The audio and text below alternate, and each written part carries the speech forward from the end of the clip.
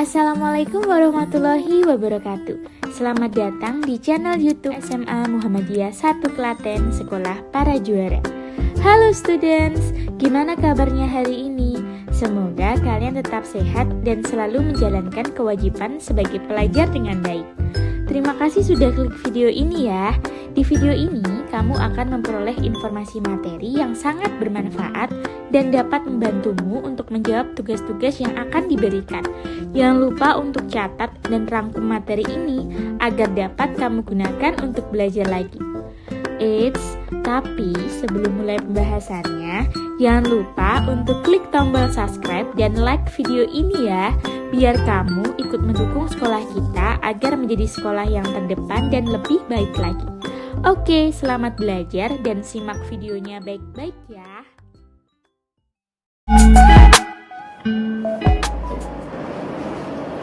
Assalamualaikum warahmatullahi wabarakatuh. Alhamdulillahirrabbilalamin. Pada kali ini kita dapat bermuajahah, dapat bertemu kembali dalam pembelajaran yang saya sampaikan. Alhamdulillah pada hari ini kita dapat bertemu kembali setelah sekian lama kita berpisah liburan semester ya.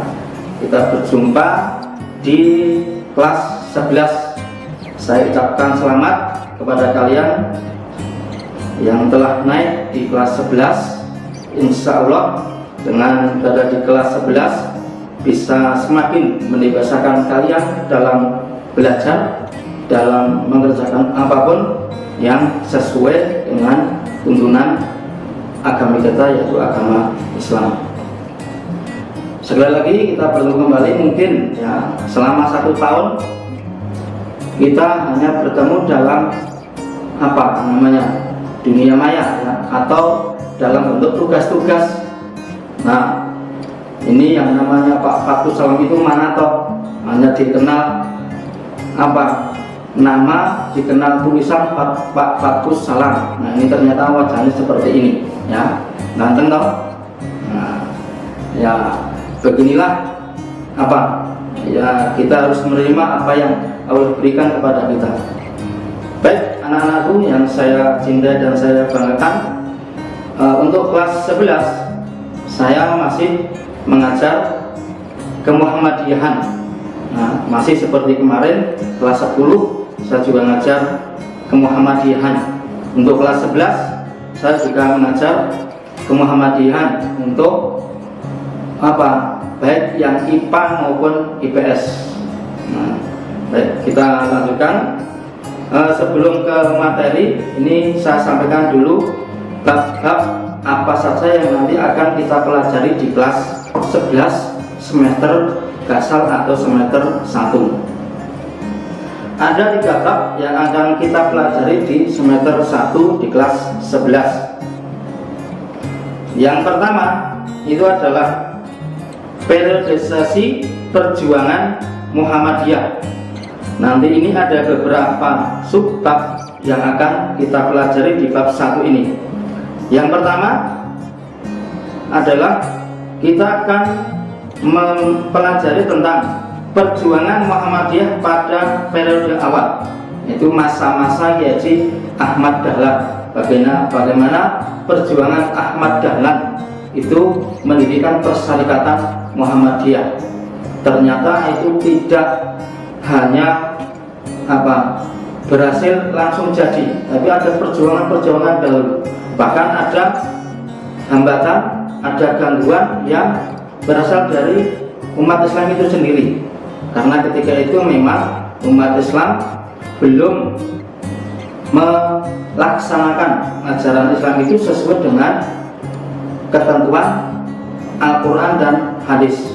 Masih banyak yang menyimpang. Maka ini yang diusahakan oleh Kiai Ahmad Dahlan dalam memperbaiki bagaimana supaya umat Islam itu menjalankan syariat Islam itu sesuai dengan Al-Quran dan hadis. Nah, itu nanti bagaimana kita akan mengetahui perjuangan Ahmad Dahlan. Kemudian yang kedua, perjuangan Muhammadiyah sebelum dan sesudah kemerdekaan. Nah, ini juga nanti akan kita pelajari nanti setelah periode Ahmad Dahlan nanti dilanjutkan oleh siapa? Nah, Ahmad Dahlan itu menjadi pimpinan atau menjadi ketua Muhammadiyah itu berapa periode, berapa tahun, itu nanti akan kita pelajari di periode awal. Nah, setelah itu di bab kedua perjuangan Muhammadiyah sebelum dan sesudah kemerdekaan, ini yang akan kita pelajari. Karena memang Muhammadiyah itu berdiri sebelum masa kemerdekaan dan sampai sekarang. Maka nanti kita akan mengetahui bagaimana Muhammadiyah, kondisi Muhammadiyah itu sebelum dan sesudah kemerdekaan. Kemudian yang ketiga, perjuangan Muhammadiyah pada periode Orde Lama. Jadi Orde Lama itu sudah masuk ke masa kemerdekaan, masa Presiden Soekarno. Nah, itu bagaimana kondisi Muhammadiyah pada masa Orde Lama. Kemudian yang keempat, itu perjuangan Muhammadiyah pada periode Orde Baru. Jadi Orde Baru itu melanjutkan dari Orde Lama. Nah, Orde Baru ini dipimpin oleh Presiden Soeharto. Nah, bagaimana kondisi Muhammadiyah itu pada masa periode Soeharto. Kemudian yang selanjutnya, yang kelima, yaitu perjuangan Muhammadiyah pada masa reformasi. Ya, jadi setelah Presiden Soeharto tumbang, kemudian dilanjutkan pada masa reformasi. Nah, ini juga perlu kita ketahui untuk kalian bahwa ada tokoh Muhammadiyah yang cukup memberikan andil bagaimana terjadinya reformasi di Indonesia, yaitu adalah ketika itu menjadi ketua umum pimpinan pusat Muhammadiyah, yaitu Profesor Dr. Haji Amin Rais. Ya, ini menjadi tokoh reformasi untuk menumbangkan sebuah rezim yang dipandang tidak menjalankan pemerintahan itu sesuai dengan konstitusi. Maka bagaimana Amin Rais dan kawan-kawan disertai oleh mahasiswa dan seluruh rakyat Indonesia mendukung apa yang diusahakan oleh Amin Rais untuk menggelorkan reformasi.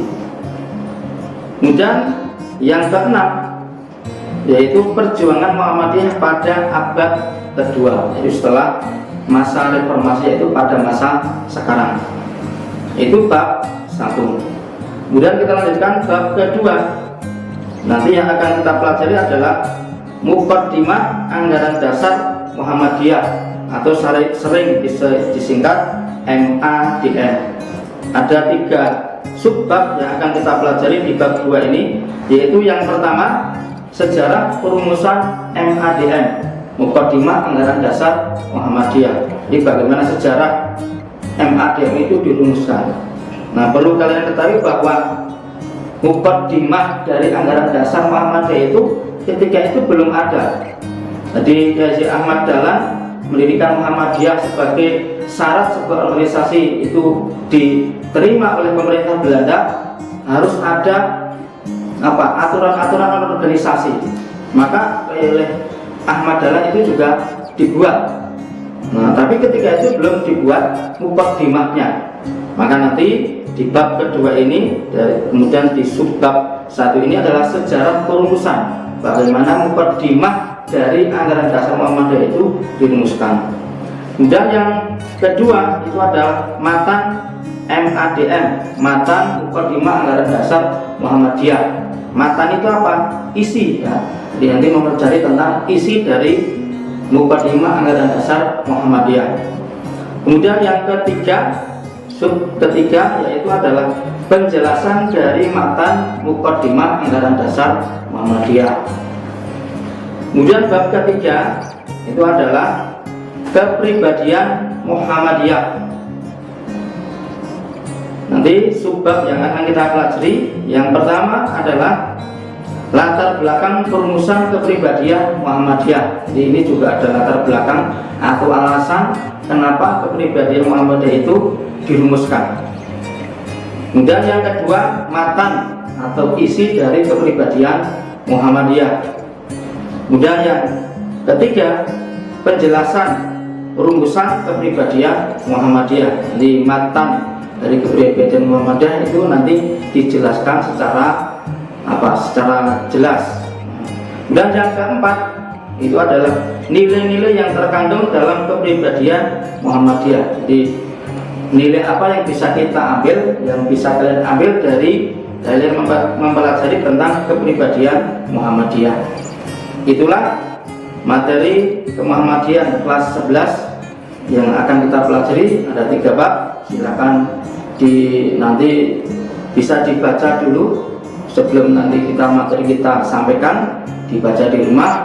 Kalian kan mestinya sudah diberi buku-buku paket dari sekolah. Silakan dipelajari bab itu, paling tidak nanti di bab 1 itu dibaca. Saya rasa itu yang dapat saya sampaikan tentang materi yang akan kita pelajari di 1 semester yang akan datang. Kurang lebihnya mohon maaf. Wassalamualaikum warahmatullahi wabarakatuh.